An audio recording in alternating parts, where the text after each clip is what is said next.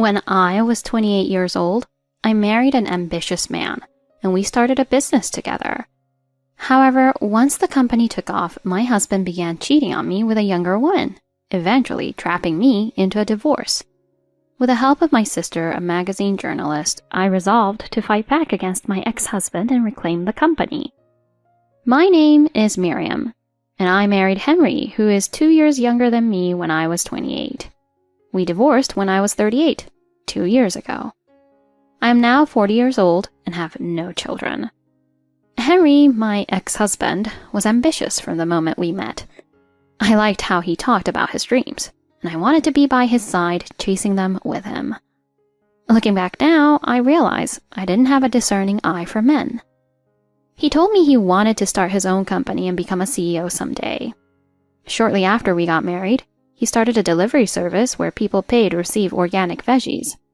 He learned a lot about running a business from seminars and meetups with other entrepreneurs. Since more people wanted things delivered and cared about being eco-friendly and sustainable, we were able to start our business strong and keep growing steadily. It's a great idea that makes both farmers and customers happy. Farmers can sell their oddly shaped fruits and veggies instead of throwing them away, and customers get them at a cheap price. I think Americans can learn to waste less. In the United States, among Native Americans, there's a long tradition of utilizing every part of the buffalo, not just the meat, but also the hide, bones, and organs. In many other countries, animals like buffaloes were mainly hunted for meat, and the rest was left unused. But I don't think we should blame the US as a whole for its environmental practices now. This is just something my sister, who works for a magazine, told me. But despite what people say, I still think many Americans are kind. When they hear about struggling farmers, a lot of them think, if I can help, why not? Even though it hurts to see dishonest people abusing kindness to commit fraud, I still believe that, at heart, most people are trustworthy and dependable. My sister, with her strong sense of justice, was furious about the increase in fraud that took advantage of people's kindness. So, I supported and assisted my husband, Henry's business. I traveled all over America, visiting farmers and listening to their stories. During that time, Henry truly seemed to want to be a bridge between farmers and consumers, and he became acquainted with farmers all over the country. I was happy to receive newly harvested corn and heartwarming thank you letters, and I also found fulfillment in my work. Since my husband and I couldn't have children, the company became like a child to me. We faced challenges, starting from scratch, but it grew steadily and brought joy to us as a couple. However, as the company grew and profits increased, our relationship as a couple began to falter. My husband started whining and dining excessively, sometimes coming home smelling strongly of expensive perfume. You want kids, right? You're 35, aren't you? I'm only 33, so maybe I should start over with a young woman in her 20s. When he came home drunk and said that, I was deeply hurt. And indeed, my husband started cheating with a younger woman. While outwardly portraying ourselves as a happy couple running a company, we eventually became nothing more than a facade of a married couple. I have a younger sister who works as a magazine journalist. Unlike me, who is more reserved, she is assertive and speaks her mind. Her name is Tammy. Just hurry up and get divorced already. It's not very nice to someone who's shared so many hardships with him like you, Miriam. You know, I really dislike men who, as soon as they become famous, dump their long-term girlfriends and marry younger women. I was told this the other day when we were having a meal together. Even though your hard work has helped the company succeed, does that mean he should leave just because you've had a bit of success? I had been considering divorce even before my sister mentioned it. Just then, an incident occurred. My husband asked me to meet someone from a new business contact at a specific place. My husband said we should splurge and reserve a nice restaurant because the client is important. And indeed, it was a first-class hotel restaurant. The man from the business showed up alone, and as we started discussing work over dinner, he didn't quite catch on. But he was a great talker. We ended up drinking more. I can handle alcohol pretty well. You are a good-looking guy, aren't you? Shall we move to the counter for a drink? However, before I knew it, I found myself lying on the bed in a hotel room. I quickly got up and checked, but my clothes were fine and I was alone in the room. My head hurt badly, and I've never felt like this after drinking, so it seemed strange. That's definitely weird. You're really good at handling alcohol. Could it be that someone drugged you? But there wasn't any sign of rough treatment, right? If something like that happened, you'd surely know. Oh no. Could it be that I've become weaker with alcohol as I've gotten older? Oh, Miriam. This is not the time to be so carefree. Though scolded by my sister, I had nothing to feel guilty about, so I asked my husband about the business contact, and he said he knew nothing about his private life. He was quite a handsome guy, wasn't he? Didn't you enjoy yourself too? He said things that made me doubt his character. One day, feeling unsettled, my husband suddenly handed me a completed divorce form. Along with the divorce form, he handed me an envelope. Inside were several photos of me with a man from the other day. Photos of us dining at a table, toasting at the bar counter, and entering a hotel room together. What is this? In the photo of the hotel room, I'm leaning against the man, seemingly surrendering my body to him. You're quite something too. You must have enjoyed it after all. There's no choice but to divorce a cheating woman. I won't ask for compensation. With a smirk, my husband says so. Finally, even I, slow to catch on, realized. From the beginning, it was all orchestrated by my husband. Otherwise, there wouldn't be such photos. If divorce were due to my husband's infidelity, I would naturally be entitled to compensation. To avoid that, he fabricated evidence of mutual infidelity. I thought he was incredibly pathetic. Before I knew it, he had become such a despicable and unrespectable man. No way! Did he just sign the divorce papers and leave? What that man did is a crime, you know. Should we sue or take legal action? Or maybe I can ask our company's lawyer for help? Ugh, I can't believe it, she exclaimed. The magazine my sister works for is known for getting all the big stories first, from entertainment to politics, so they often need lawyers' help for different reasons. It's fine. I don't want to be with that man anymore. I'm relieved to be done with it. Jeez, you've always been like that, haven't you? Not greedy, or rather bold. While amazed, my sister treated me to a slightly extravagant meal. Our parents didn't blame me for returning to home before turning 40. Rather, my mother seemed strangely pleased. Your sister shows no signs of getting married, and you've come back home. My daughters really are. Though she said that, she seemed secretly delighted. After divorcing me, Henry quickly remarried a woman who had just graduated from college at 23. She's not beautiful, but she comes from a good family and seems quiet. A colleague interviewed him for a section on up-and-coming young entrepreneurs. I'm worried about being recognized, you know. That guy looks good on the outside and talks smoothly, so it's easy to see how naive girls like her could fall for him, my sister said angrily. Lately, it seems he's started handling diet supplements and health foods, and his performance seems to be good.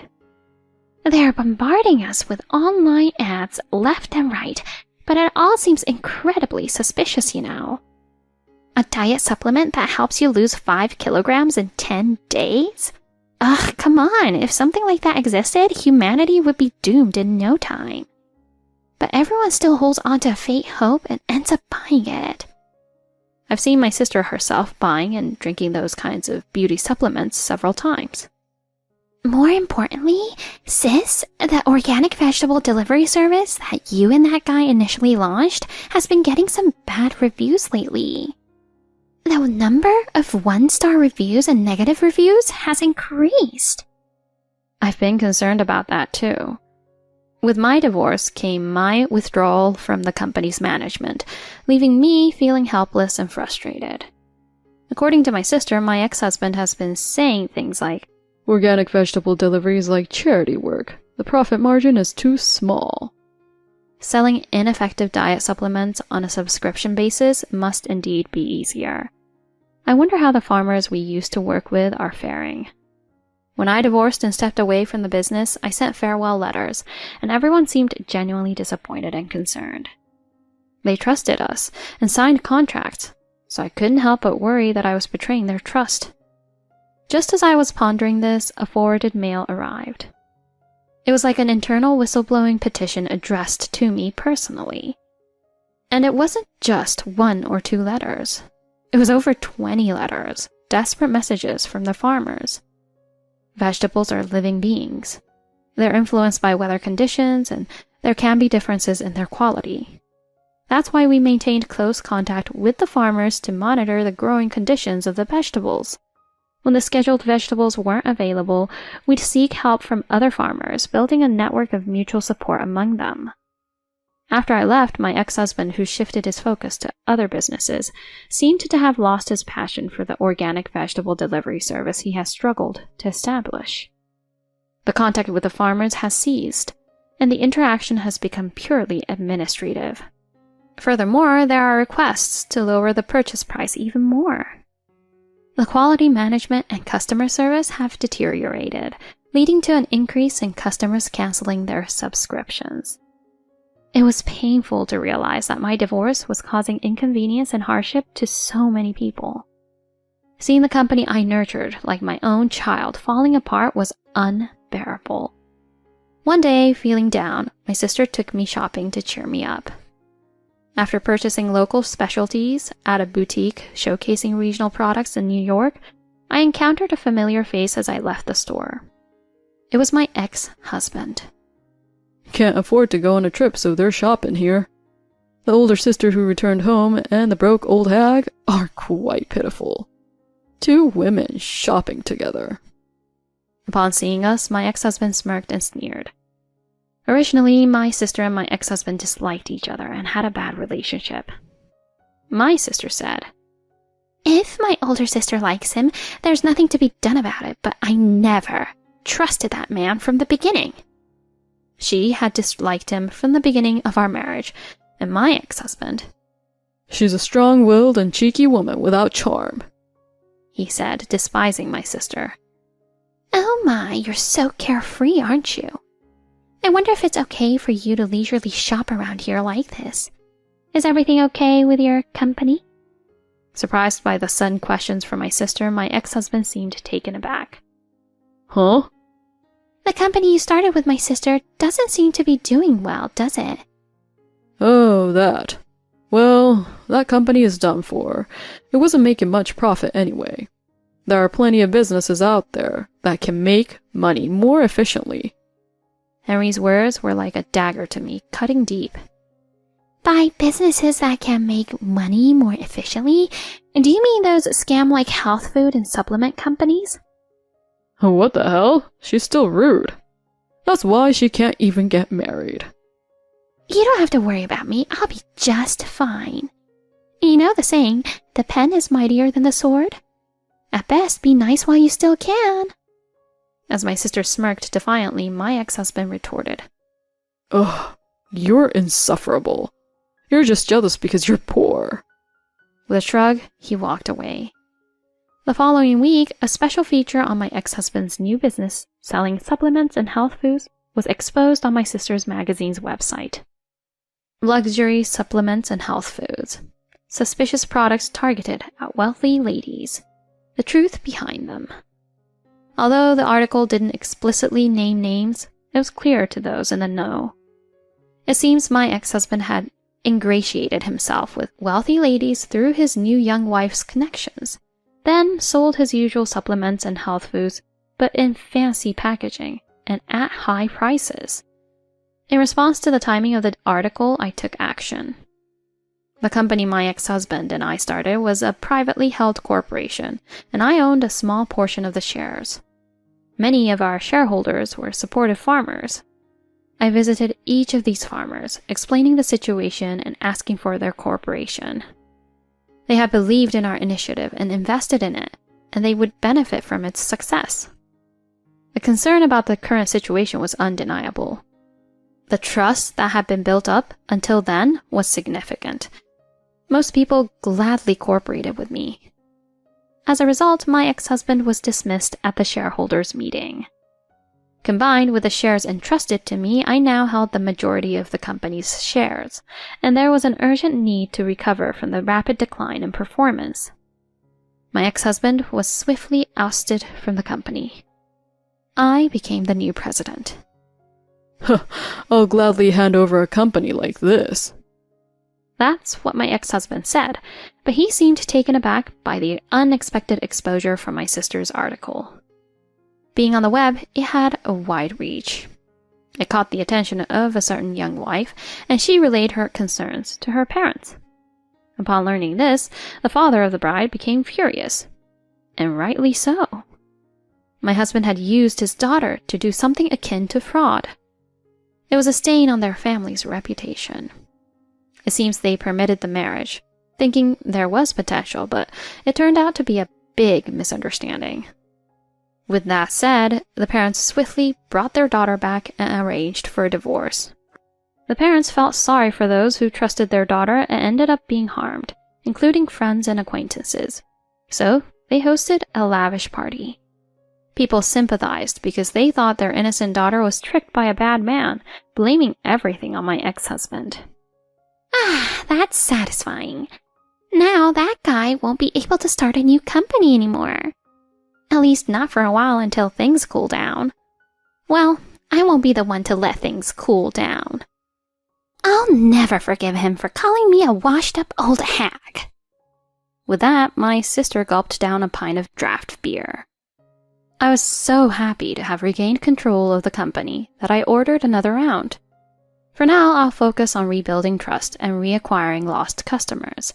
I'll give it my all, especially with my dedicated employees who are glad to see me return. Later, it turned out my ex-husband got arrested because he added pharmaceutical ingredients to cheap diet pills from abroad, causing health problems.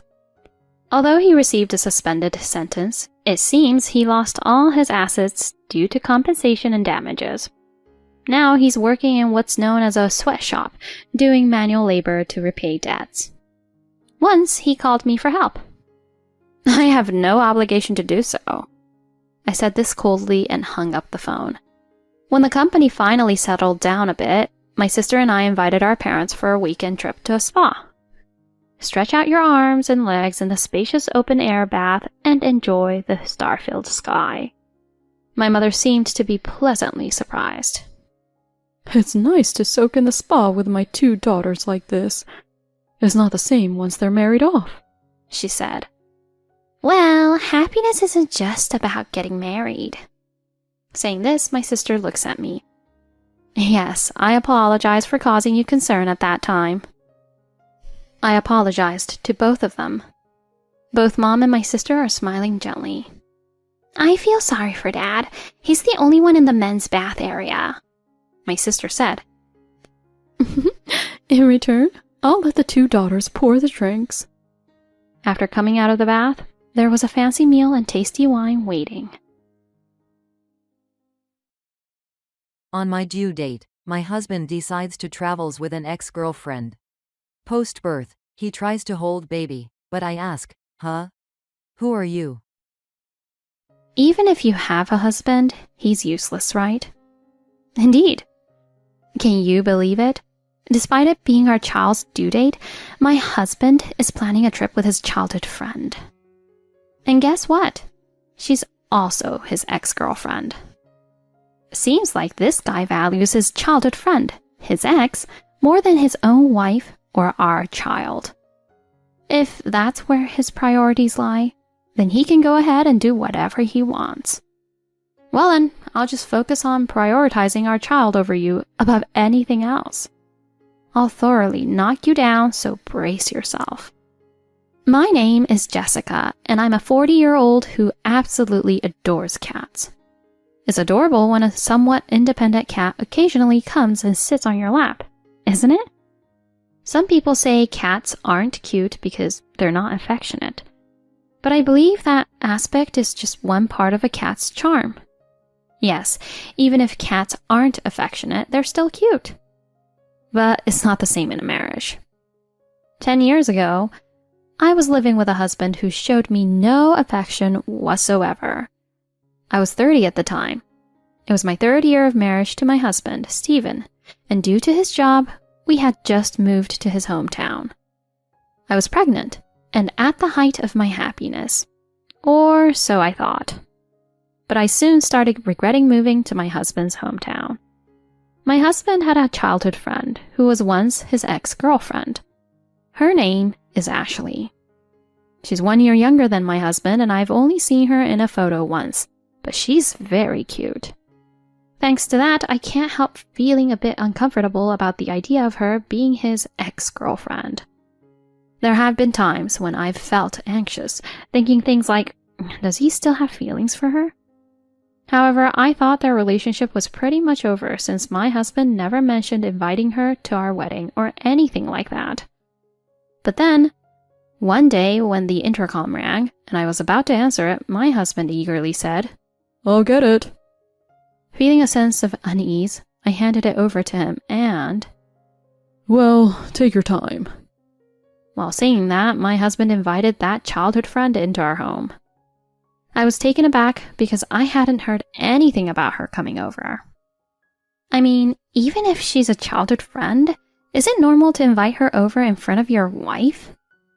Isn't it a bit tactless? I'm constantly irritated by my husband's lack of consideration. However, my husband and his childhood friend are completely unconcerned about me and are having a blast reminiscing about the old days. It was really unpleasant to feel as if I were intruding on their home. After that, his childhood friend began to visit our home often. At first, I made efforts to be more understanding, thinking, if they're getting along in front of me, maybe their relationship really isn't romantic. Maybe I should be a bit more generous.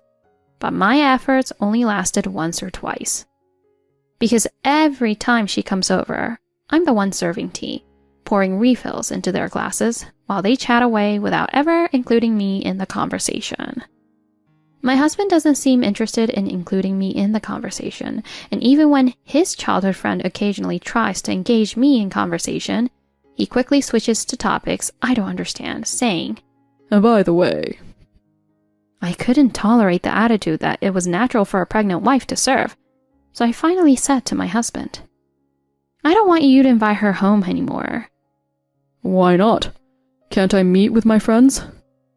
I'm also pregnant, so I'd like the home environment to be more relaxed if possible. The main reason is actually because I'm uncomfortable with my husband and his ex-girlfriend being friendly in front of me, but I was too afraid to say it because I thought it would make me seem petty. Then... What's with that being so petty? It's a home where guest wants to come and visit again, so you should gladly accept them coming to visit once a week. Huh? I couldn't believe my ears at my husband's words. After all, I'm the wife. Ugh, you're right, my bad. I thought I'd get that apology. But... So you're taking your childhood friend's side. I can't help but think that. Then, I'll say it clearly. I don't want to see my husband and his ex having fun in my own home. It feels like I'm being shown a scene of infidelity. Huh? We're just interacting normally right in front of you. But you keep me out of your conversations with her. As soon as I said that, my husband fell silent with an ugh. He seemed to be aware, or rather, it seemed like he had been doing it intentionally. It's not cheating. I've just returned to my hometown, so I naturally hang out frequently for nostalgia. I'd understand if you bumped into each other on the street and decided to hang out next time. But you're the one who invites her to come over every time, aren't you? It's normal if she's a friend. You've never invited a male friend over to our house before. That's because... That's just how it is with Ash. I knew from the start that he referred to her like that, but it was naturally discomforting for him to address her by her nickname. It felt like he was using her nickname with a sense of familiarity, almost as if he were talking to his girlfriend. Sorry, yeah, I might have gone too far. I'll reflect on it. I won't invite her over anymore. Really? Yeah, so cheer up. Okay. As my husband said this, he hugged me and patted my head. Even this gesture felt rushed, as if it were just a perfunctory task. Is it my bad personality that makes me feel this way? It felt like there was no sincerity in it. And later, this hunch would come true. Since that discussion, my husband started coming home later and later. Feeling suspicious, I asked my husband, "Why have you been coming home late lately?" And then, Huh? I'm just going to Ashley's house. Huh? Hey, don't get it twisted. Just talking, it's not cheating. Why would you go out of your way? You told me not to invite her over, right? I'm just keeping my promise. I was left speechless by this unexpected turn of events. In essence, my husband's rationale was that since I said not to invite her over, he would just go to her place instead. Even though I couldn't comprehend it. By fulfilling my wife's wish, I'm being a good husband, right? He said with a smug grin, albeit jokingly. But it wasn't funny at all. Hey, why do you want to see that girl so badly? Because she's my childhood friend. Is that really all? I know better than that. I know you've been calling her late at night. Meeting up, talking on the phone. There's no need for that much conversation. Isn't there some other reason? What other reason could there be? For example, maybe you still have feelings for her? As I said this and glanced at my husband, his face visibly tensed. What are you talking about? That's ridiculous. He was clearly unsettled. This reaction only confirmed that my accusation was spot on. Enough. I retreated to my room in tears. My husband kept repeating, I want to talk. But I ignored him and went to sleep. Tomorrow is supposed to be our due date. I wonder what will become of us as a couple. Will we be able to welcome this child as husband and wife? With these worries weighing heavily on my mind, the next morning arrived. As I woke up, I heard commotion at the front door. What's going on? I wondered as I headed towards the door, only to find his childhood friend standing there. Beside her was a suitcase, and for some reason my husband was also carrying a suitcase to the front door. What are you doing? To my question, Oh, Jessica. he said, turning back to me seemingly nonchalant. I'm going on a trip with Ashley now. What? I didn't hear anything about this. Today is our due date. Why are you saying this? I was going to tell you yesterday, but you fell asleep before I could, didn't you? It's Ashley's birthday today, too. I don't know if the child will really be born today, but it doesn't change the fact that today is Ashley's birthday. It's an important day. I don't understand. So your ex-girlfriend's birthday is more important than our child's? And why would you tell me this right before your trip? It's absurd. Because if I told you earlier, you'd object, right? I'd object no matter when you told me. It's ridiculous to go on a trip with your ex. That's because she's just my childhood friend now, right, Ashley? To Stephen's question, That's right, there's really nothing going on. Ashley laughed. There's no way I can believe that. Cancel the trip. Who's more important, your child, whom I've been carrying, or your childhood friend over there? Oh, don't be selfish. It's a waste to cancel, so I can't do that. Being flatly refused by my husband was shocking, and tears welled up in my eyes involuntarily. Even if it's the due date, it's the wife who gives birth, so even if he's there, he won't be of any help, right? Once the child's born, I'll take him to the hospital immediately. Certainly. Saying that, both my husband and childhood friend laughed. Ignoring my objections, they left the house saying it was time for the train. Unable to endure the mistreatment, I collapsed at the entrance and cried for hours. Feeling anxious about being alone so close to giving birth, my in-laws who lived nearby came to the house. From then on, I started preparing for childbirth, but there were no signs of labor. In the end, our long-awaited daughter Sophia was born 1 day later than the due date. It seems my husband, who had been informed of the birth by my in-laws, had returned from his trip just in time. "Well, she's born. Congrats," my husband said with a smiling face. And strangely, right next to him, "It's my first time holding a baby," Ashley said excitedly. "There's no way I'd let you hold my child." An unknowing nurse tried to hand the baby over to my husband.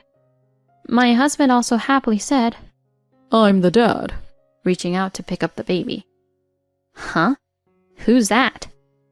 As I said that, my mother intervened and took the baby from the nurse. My husband received cold glances from both his parents. "Huh?" My husband exclaimed in a foolish voice. "Mom, bring that out." And my mother took out a piece of paper from my bag and handed it to my husband. "Huh? Well, what's this? Divorce papers?" "That's right." In response to my husband's stunned expression, I responded with a firm attitude. "Saying I'm daddy so easily, huh? Shameless beyond belief. A man who goes on a trip with his ex on his daughter's due date has no right to call himself a father. If that's the kind of father she'd have, she's better off without one. Up until now, I alone had to endure it, but now my children will be involved. I don't want to do that. So I'm getting a divorce. I always thought it was better for kids to have both parents in the same room, but even kids wouldn't want parents who fight every day over their exes." To my words, my husband responded, "Hey, it's too hasty.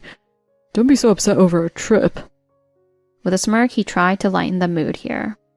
However, whack!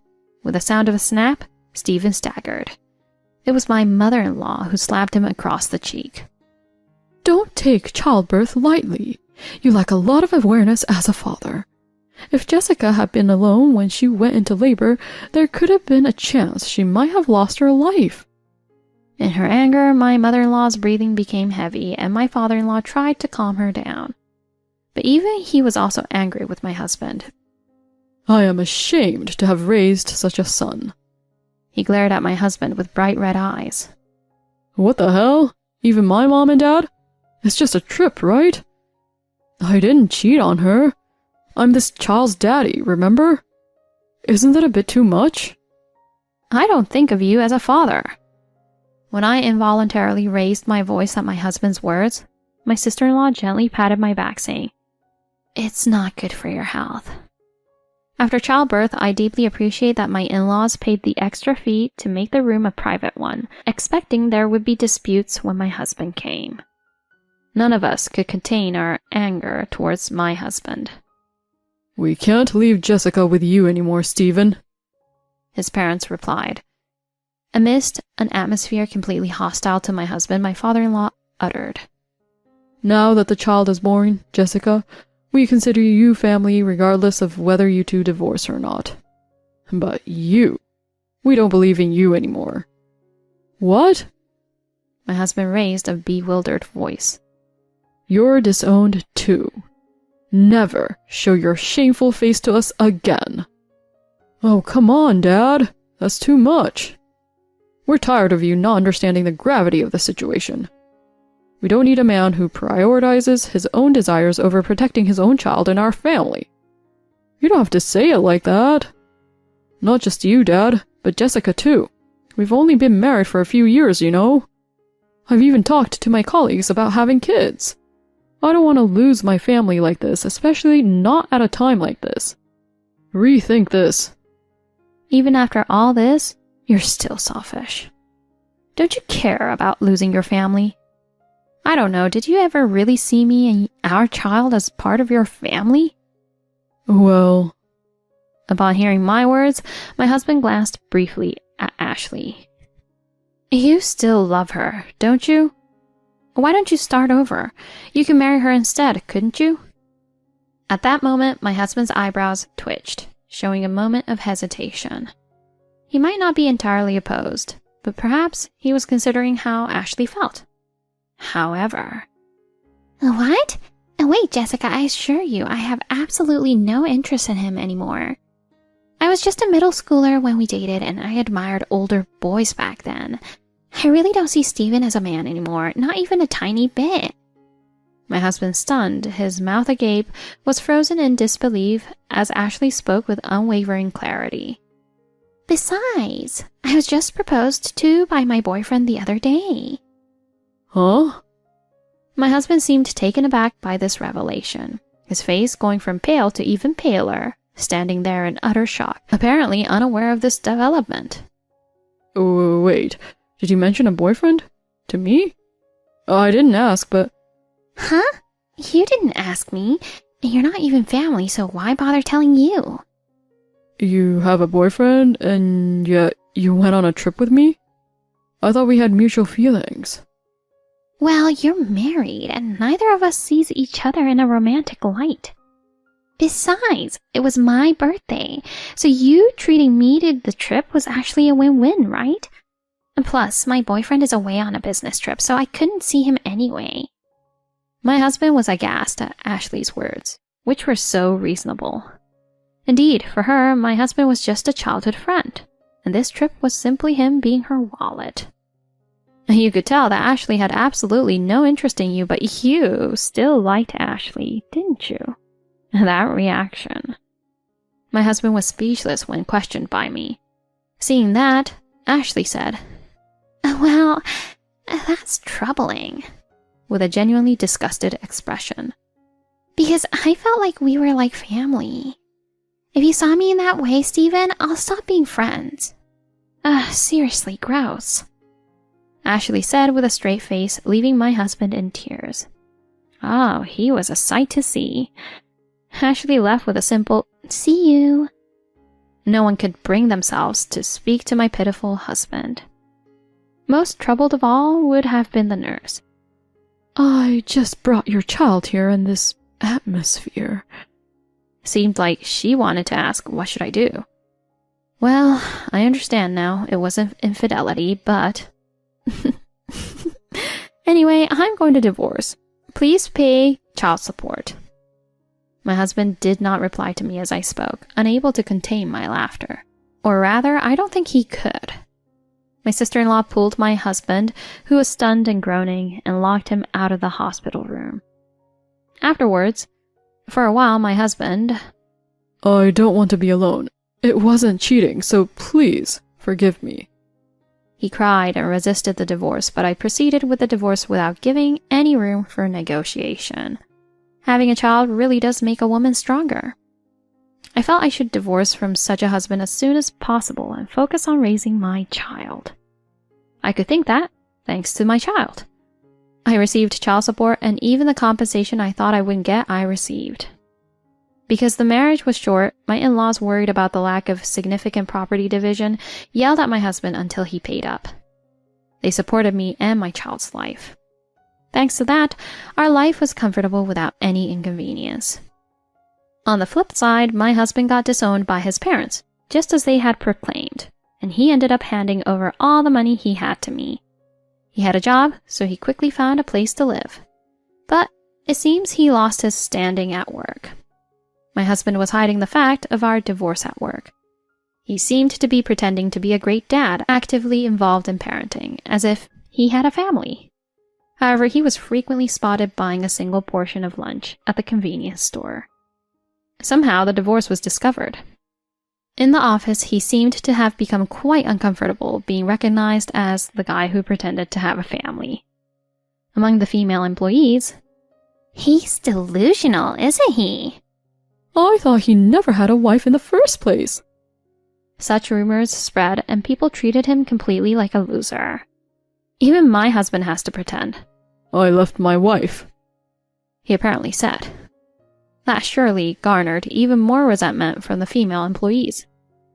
It's foolish to tighten your own noose and limit your options just because you hold yourself in such high regard. He continued to work while being looked at with disapproval, unable to quit his job due to having to pay child support. On the other hand, my child has grown up and become a bit cheeky lately. Mom, if you skip the night lotion, your lines will deepen. Why do you say such things? What's with that slightly snarky comment? I think to myself, girls grow up so fast. I too admired my parents' cosmetics when I was in elementary school. It's an age when one becomes aware of beauty, so I guess it's a path everyone takes. As my daughter suggested, maybe I'll start patting some anti-aging lotion on my laugh lines with a cotton pad. She's a precocious and sassy daughter, but she even helps with cleaning.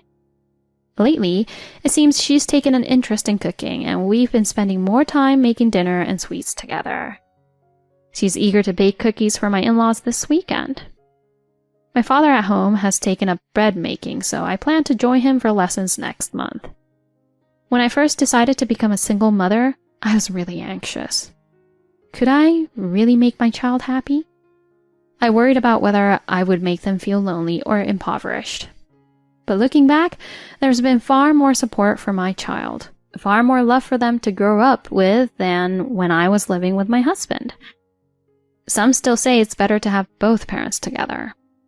There are still people who say such old-fashioned things, but what's important is how many caring adults are there for the children. We're never just one mother and one child. Supported by many people, we've become a family. That's how I feel every day. Shopping with my fiancé's mother, I encountered a woman he was embracing, leading to our engagement's end. I then took revenge. My name is Angela, and I'm 45 years old. About 15 years ago, there was an actor who pledged a future with me. Well, as you may have guessed, I had a fiancé, but that was in the past. Today, I would like to tell you what happened to me at that time. The actor's name was Isaac. We were the same age and were introduced through a mutual acquaintance. Well, we met at what you might call a mixer. As I entered my 30s, most people around me were getting married and I began to get impatient. But I'm not very good at talking to men, and it always ends in a dud. When I thought it might be time to retire from mixers, I met Isaac. I kept it a secret from him that I felt a bit faithful about it, especially since I was on the verge of giving up. Isaac told me, I had already decided that my next partner would be someone I could see myself marrying. And so we started dating with marriage in mind. He promptly introduced me to his parents, and I especially became very close with my mother-in-law. For me, growing up in the countryside and not being as sparkly as city people was a complex, but my mother-in-law praised me for it. Being a good home cook and having no piercings or nail art were also high points for my mother-in-law, who also grew up in the country. When we went to formally announce our engagement after 1 year of dating, my parents-in-law were so overjoyed that they cried. I was also excited about fulfilling my mother's wish, who said she was looking forward to grandchildren. But this engagement will become a turning point in my life. It was when we finished greeting his parents and were going to discuss venues and future plans. Isaac asked me to wait a little longer before getting married. At that time, he had been going on sudden business trips frequently. Because he hadn't yet told his company about our engagement, the possibility of relocation was also looming. With things as they were, it was difficult to make various plans, like visiting venues, and the future looked uncertain. So he asked me to wait a little from this point onward. I was a bit bewildered at first, but since his reasons were sound, I readily agreed to his proposal. I thought the situation would change in about 6 months at most, and since we were already engaged, I didn't feel the need to rush. But I never imagined I would be made to wait even longer after this. My sympathetic mother-in-law often encouraged Isaac, saying, "Don't keep her waiting too long." I also started to worry about the risks of getting pregnant as I gradually got older, so I was grateful for my mother-in-law's advice. Since it was due to his job, I felt a bit hesitant to bring it up myself. My mother-in-law even suggested we just live together already, but Isaac didn't agree. He said his irregular schedule would inconvenience me. Even though I thought we were already committed to marriage, I found myself agreeing with his reasoning. I can't complain if it's consideration towards me. I also didn't want Isaac himself to feel uncomfortable living with me. We both decided it was best for both of us. One day, we were invited by my mother-in-law to lunch at a newly opened, inexpensive Italian restaurant. At that time, I was constantly passing by Isaac and feeling lonely. I think my mother-in-law was trying to distract me from those feelings. My mother-in-law, who had always wanted a daughter, treats me so kindly, like a real mother, that I can't help but feel truly grateful. After we finished lunch and left the restaurant, my mother-in-law suddenly stopped. "Mom?" I glanced in the direction of her gaze. "Don't look, Angela." My mother-in-law stopped me as if startled. But I'm sorry, it seems it was too late. I saw it. Isaac was interacting with a woman I didn't know, just a little ahead of where my gaze fell. It might have been nothing, perhaps just a scene from a drama. But he didn't notice me and continued to hold the other woman so tightly that such excuses were not acceptable. "Who are you? Who is that person?" My mother-in-law approached the two and pulled the woman's hand. I stood there stunned, lacking the energy to follow my mother-in-law, just staring at the scene. The woman who was pulled away was the complete opposite of me, flashy and loud. Decorated ears with piercings, trendy makeup, perfectly styled curls like from a salon. Even the nail art my mother-in-law disliked was present on her long nails. "Honey, who on earth is this person?" The woman raised her voice, and Isaac brushed off his mother's hand, telling her to be quiet. "Who are you? Explain yourself." My mother-in-law said what I wanted to say. I wanted to say it myself, but I didn't know how to put it into words. Above all, seeing my husband brush off his mother's hand to protect the woman was painful. Is he really cheating? No, I wonder if that girl is serious about him, I vaguely thought. "She's Maddie, my colleague. Stop being rough, Mom." "So you're embracing your colleague?" My mother-in-law scolded him in a stern tone. "She's not just a colleague. She's someone important to me." His words left me speechless. My mother-in-law also exclaimed, "Huh?" Then what am I? I wondered if I misheard or misunderstood. Perhaps there's another meaning. I've never experienced such confusion in my mind before. If it's come to this, there's no helping it. Let's go back home and talk things out properly. Sorry, Maddie. Can you leave for today? Why is the main culprit causing trouble taking charge of the situation? Why is he acting so high and mighty? I thought, but I decided to go along with it. Or rather, I just didn't have the bandwidth to think about anything else at that moment. Everyone except for her gathered at Isaac's house for the time being. According to Isaac, he gradually started interacting with Maddie after the engagement introductions. He thought of her just as a junior colleague, but apparently his feelings got shaken when she suddenly confessed her love to him. He said he knew it was wrong, but things happened in the heat of the moment and they ended up in a relationship. To break up with me after we got engaged. It's not something you do on a whim, based on fleeting emotions. Isaac apparently thought it wouldn't be right to rush into marriage with me while he needed to sort out his feelings. In reality, he confessed without remorse that on most of the days he claimed to be on business trips or without relocation discussions, he was actually meeting with her. I listened to his confession, tears streaming down my face. 2 years in your 30s are significant. It's a crucial time stolen from a woman. I'm disgusted with myself for not realizing. How pathetic is that? Isaac turned to me. Now that things have come to this, I want to act like a man and take responsibility. I love Maddie. I don't feel anything for you anymore. Being with you feels burdensome. I've come to dislike you. Please cancel the engagement. I want to live with Maddie. No apology, just this selfish cancellation of our engagement. Why do I have to be told all this when I have no fault in it? I felt despair for falling for such a man. I'm frustrated, sad, and in pain. My mother-in-law kept attacking Isaac as if speaking on my behalf, but all I could do was cry. I don't remember how I managed to get back home after that. It seems my mother-in-law stayed by my side all along and continued to check up on me afterwards. I shed tears every day, but Isaac relentlessly demanded my agreement to cancel the engagement. There's no use waiting. Hurry up and accept it. Give back the engagement ring. His words became increasingly harsh. Thanks to that, I was able to realize, I'm glad I didn't marry a man like him. Isaac used to live with his parents, but after that incident, he's been living in hotels, apparently unable to return home due to the commotion. According to my mother-in-law, he won't be allowed back home until things with me are properly settled. She says she couldn't shake off the disgust for her son's infidelity.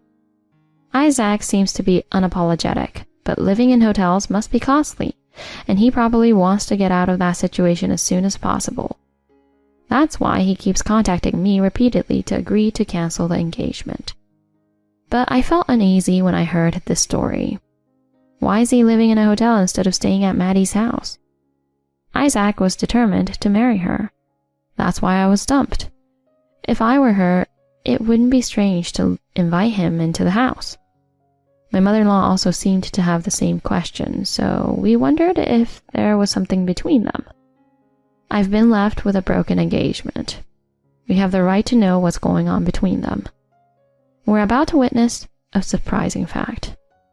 It turns out that Maddie was engaged to another man, and it happened just the other day.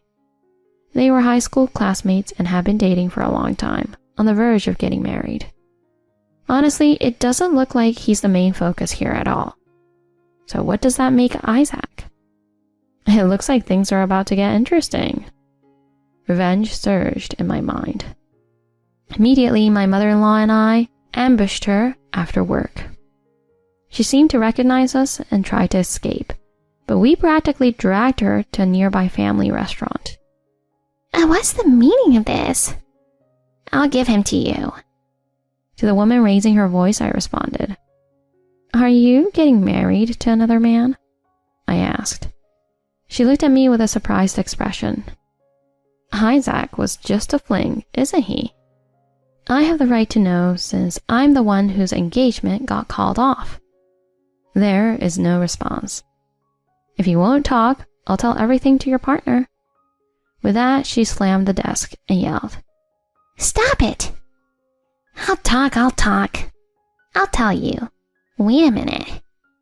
She sighed as if thoroughly disgusted with the situation, reaching for her cigarette. My mother-in-law, looking embarrassed, said, Please stop smoking. And she reluctantly put the cigarette back, crossing her arms. To be clear, that guy is nothing more than a player. With those words, she began to tell me the whole story. Apparently, the engagement story was a hot topic of conversation at the office because of the ring Isaac wore. At that time, a colleague of hers made a half-joking remark saying, even if you're engaged, cheating would be a mess, right? This apparently led to a bet on whether Isaac would cheat or not. She, who often lost in such childish games, ended up confessing her love to Isaac as a punishment. She thought he would easily refuse since he was engaged.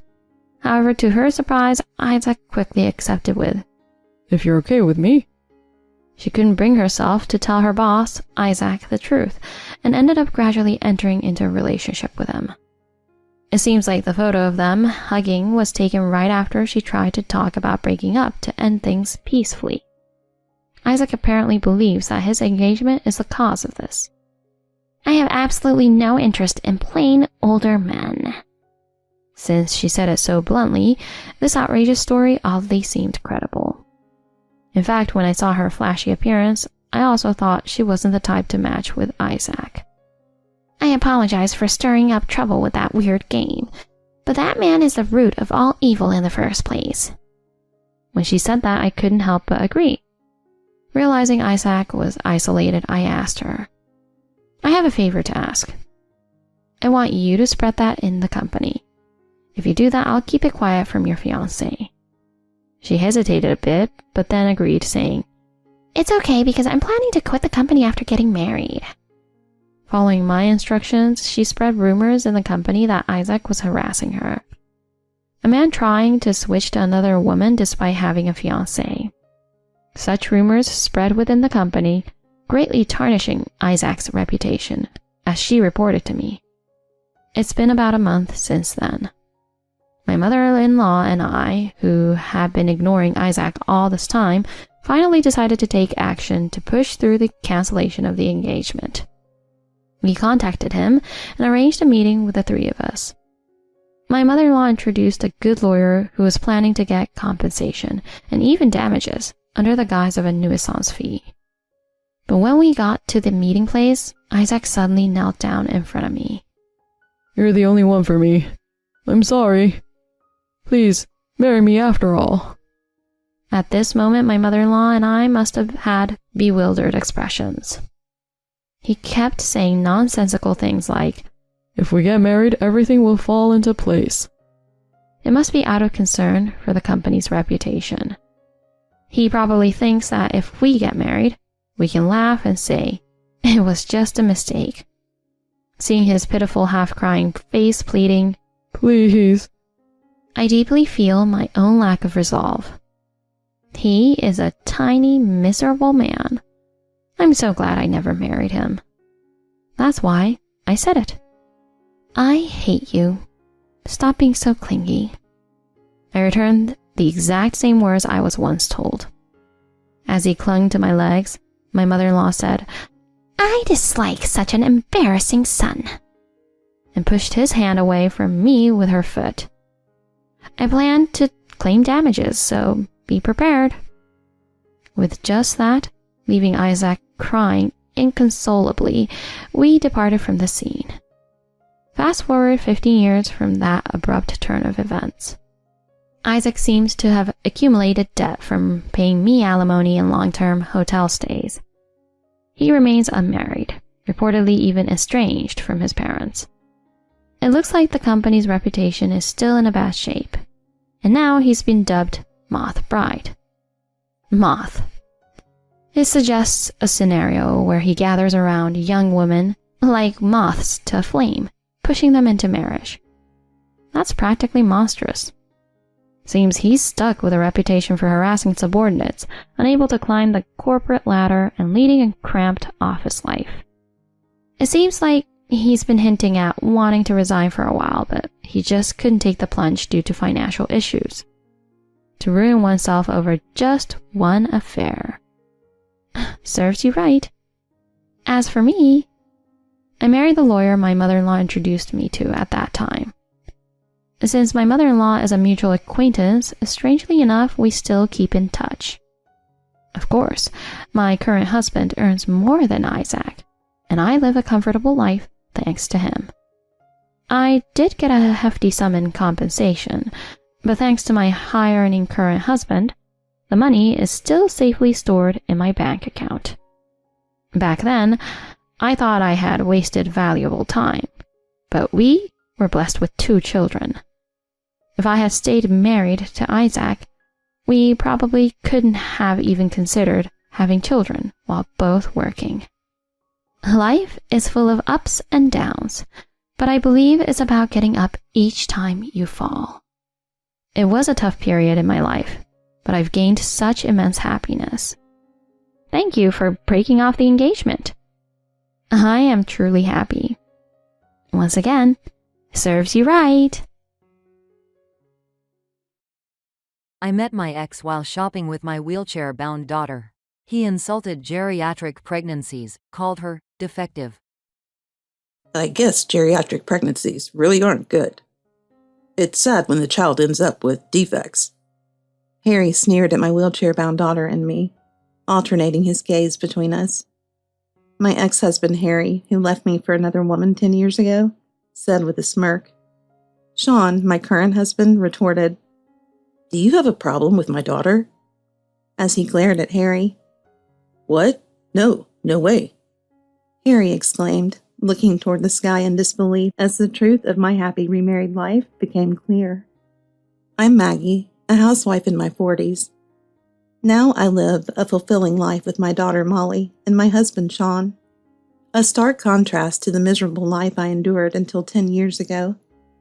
I first got married at 25 to Harry, whom I met at the company where I worked after graduating from college. I was a receptionist and he was in sales at the same company. He started talking to me as we saw each other daily, and we naturally grew closer, going out for meals and movies after work, until one day he proposed during a date. He said, "I'm so happy to have met someone like you. Will you marry me and continue this happiness?" "Yes, I'd be delighted," I replied, accepting immediately. My parents, living in the countryside, were thrilled about the marriage. I quit my job because my husband wanted me to stay home. Although I initially thought it would be good to continue working, his view was different. "You're a beautiful receptionist. You meet all sorts of people in sales with clients. I can't help but worry you might be tempted by someone," he argued. "I could still earn and save money, and we might even have kids someday," I suggested. "I'll earn enough for both of us," he insisted. He was quite possessive, even while we were dating. He disliked it when I gave small gifts from my vacation to a male colleague at work.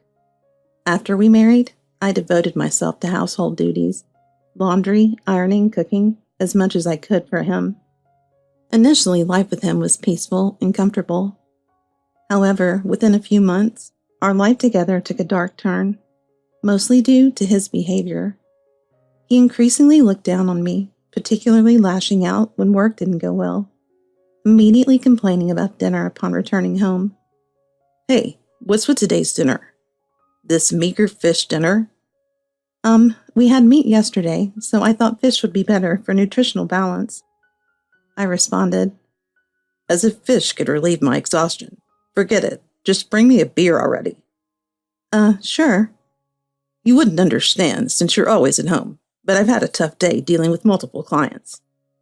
"Right. I understand. Sorry. I'll make your favorite dish tomorrow."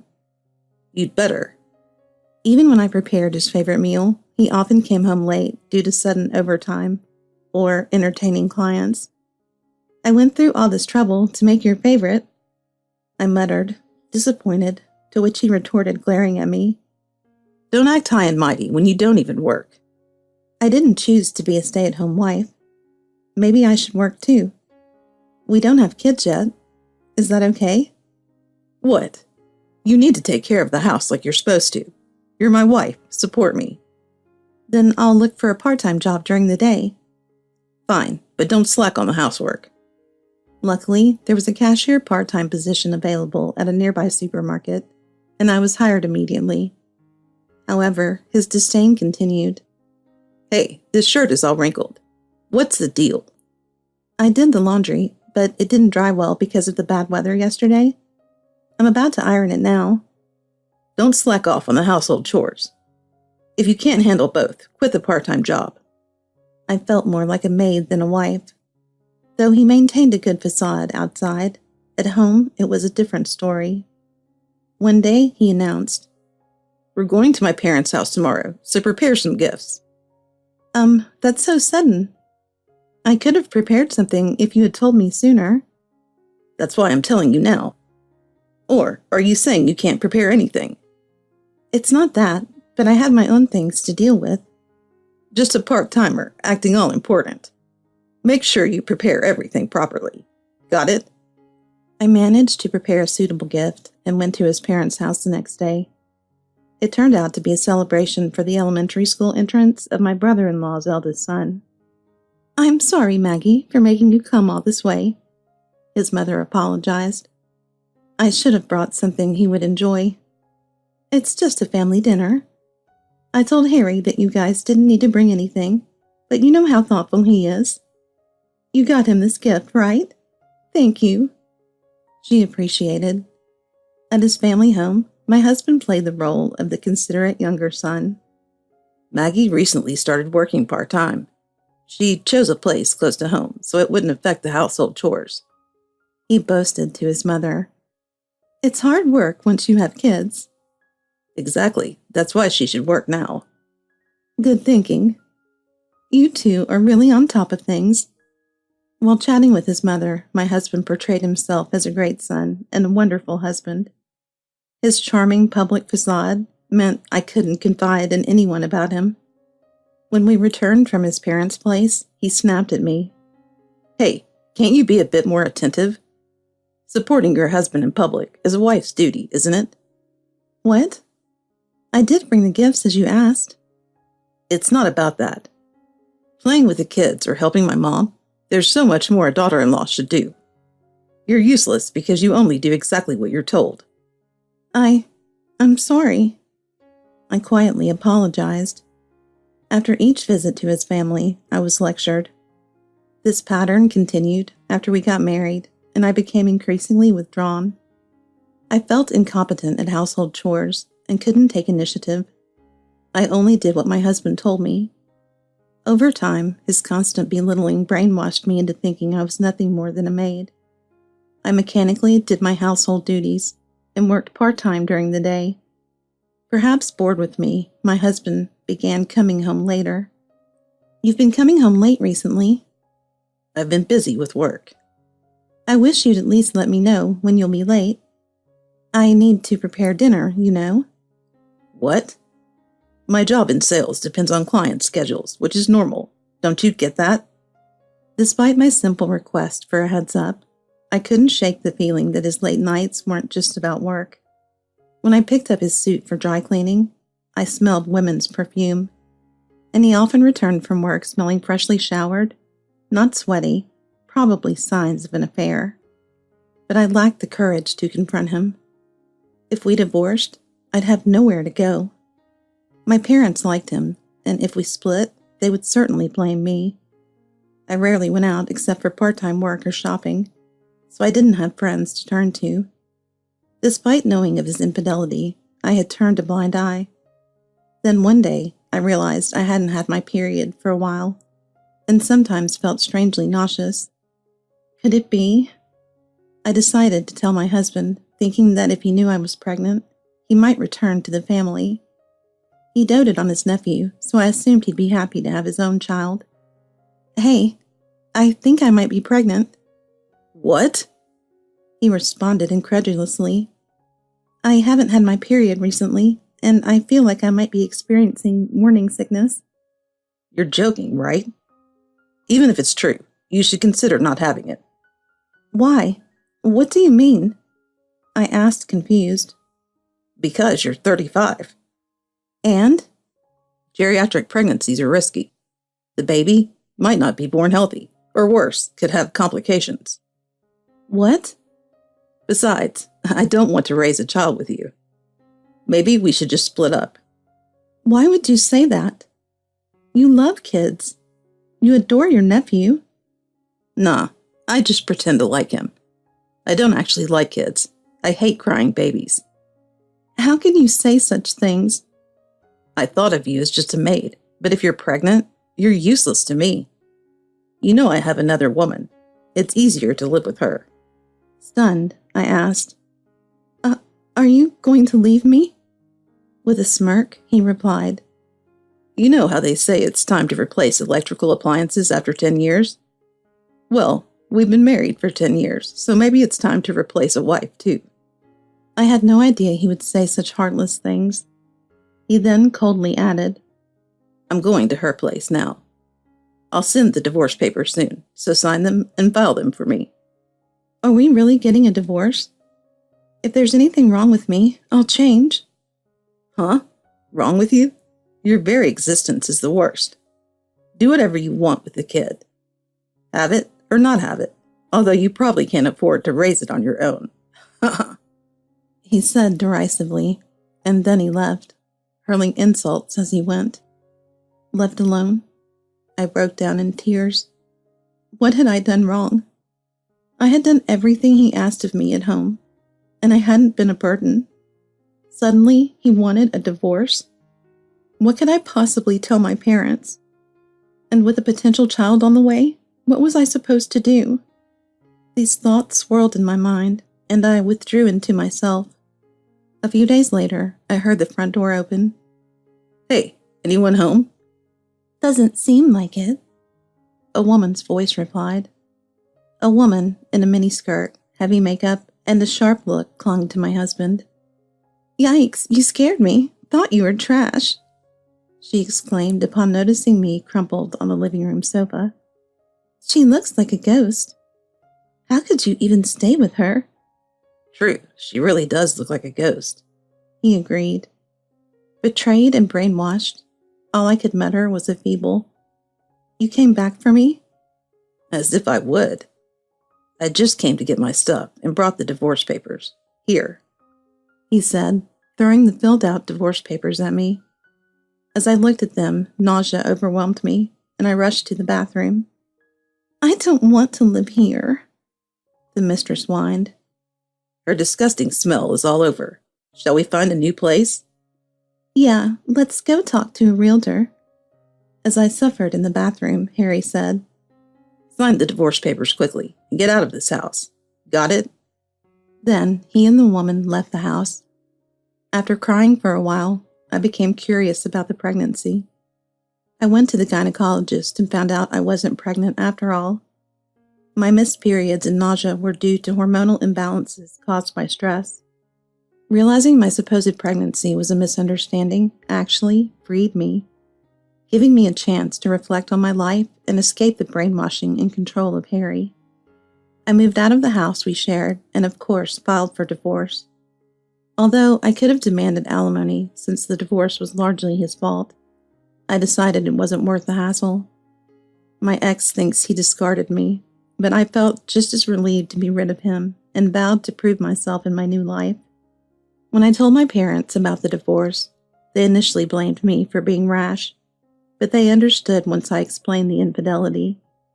Meanwhile, I continued my part-time job and pondered my future, unaware of the unexpected life awaiting me. 10 years later, I was out shopping and enjoying the day with my daughter Molly on her birthday. We planned to buy the clothes she wanted and go to a cake buffet, but our perfect day was marred by running into the worst possible person, my ex-husband Harry, who was with another woman, not the one he had cheated with. "Hey, long time no see," he said, smirking as he approached, and then commenting on seeing my daughter. "I guess geriatric pregnancies really aren't good. It's sad when the child ends up with defects." "What?" My daughter was 9 years old, using a wheelchair due to a prosthetic leg from a traffic accident. "What are you talking about?" I asked, wondering if he was confused. "Isn't she the child from that time? Poor parenting, I guess," he said to my daughter. Noticing our exchange, my current husband Sean came to stand by my daughter's side. "Dad, what's going on?" Molly asked, looking puzzled at Sean, which made Harry's face change color. "Do you have some business with my wife and daughter?" Sean asked calmly, though I could tell he was quite angry. "Your wife and daughter?" "Yes." No, she's my ex-wife, and this child is mine and hers." "This child is my daughter. Is there a problem?" Harry looked confused as he said, "What? Maybe we should talk somewhere more private. Do you have time?" Sean suggested, and reluctantly, Harry agreed. "My office is nearby. We can talk there. It'll be quieter." The woman with my ex-husband left the scene looking annoyed. As Sean led Harry to his company building, Harry turned pale. "This place, it's the parent company of my employer." "Oh, is that so? And what's the name of your company?" When Harry answered, Sean smiled. "Ah, that's the one we acquired in a recent merger and acquisition." Harry, realizing his blunder, shrunk back. "Oh, I had no idea. We should include this in our conversation. Let's go to the president's office." It was a weekday, so the office was busy with employees, and we walked past them to the president's office. I had made arrangements for my daughter in the wheelchair with the secretary. Sean began.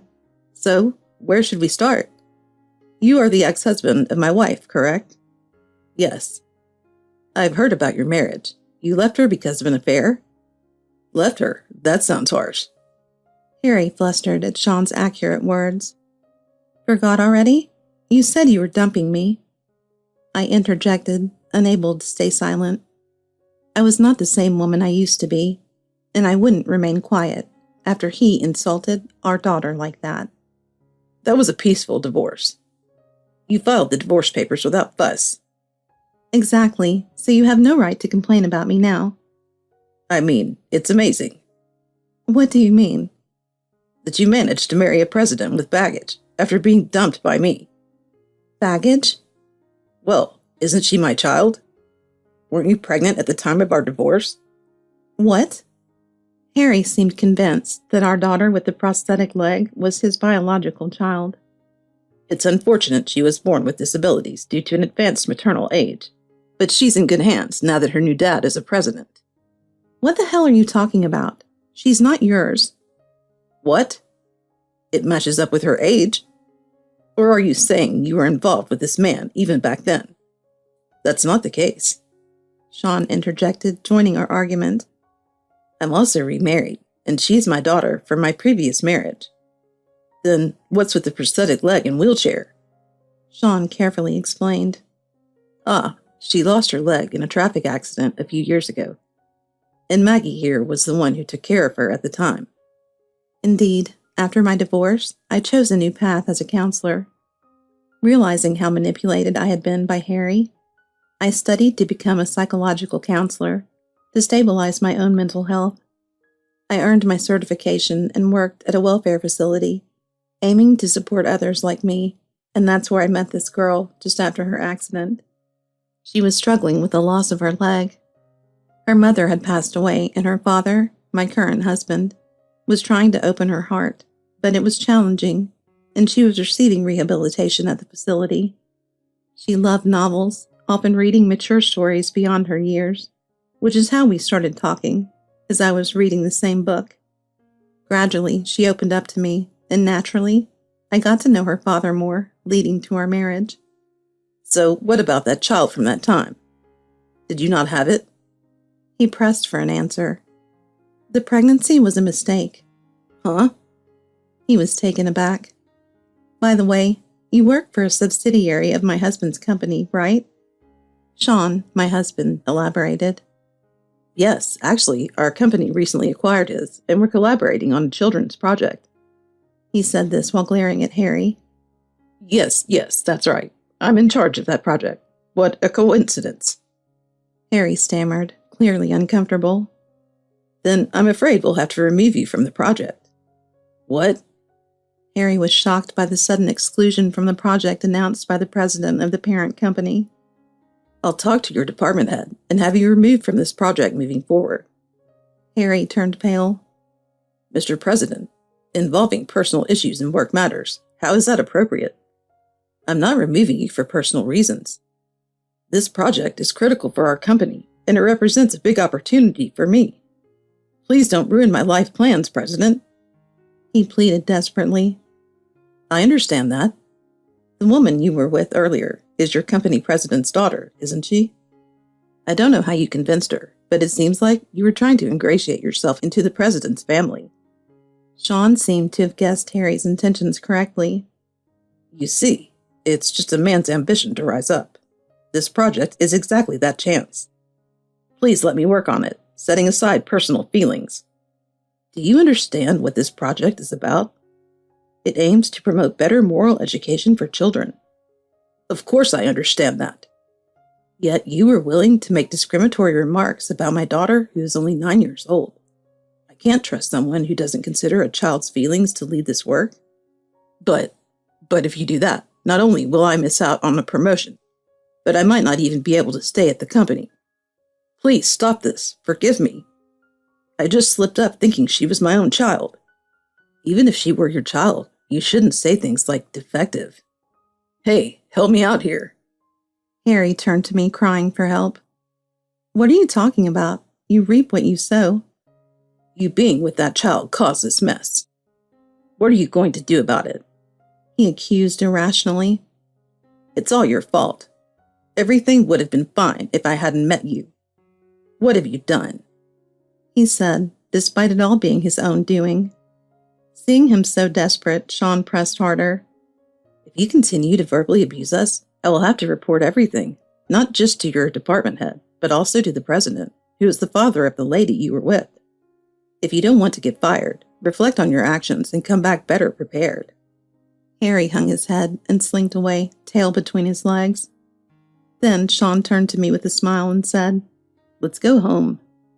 The celebration for my daughter's birthday turned out a bit different than planned, but she was all smiles and very happy. As for Harry, after being removed from the project for his discriminatory comments towards children, the reason became well known within the company, and he was pushed into a less important role. He even incurred the wrath of the president, who was the father of the woman he was dating, and was given a restraining order. Shunned by the others, he became distrustful of people, and eventually left the company, now living reclusively at home.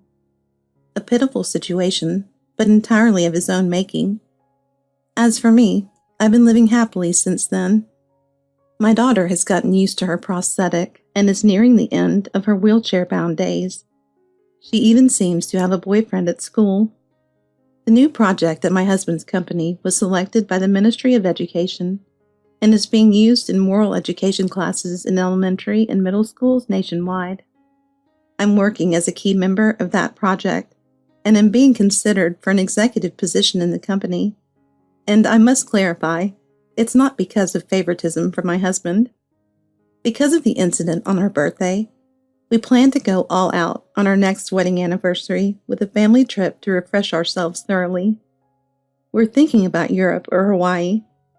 It's fun to ponder such decisions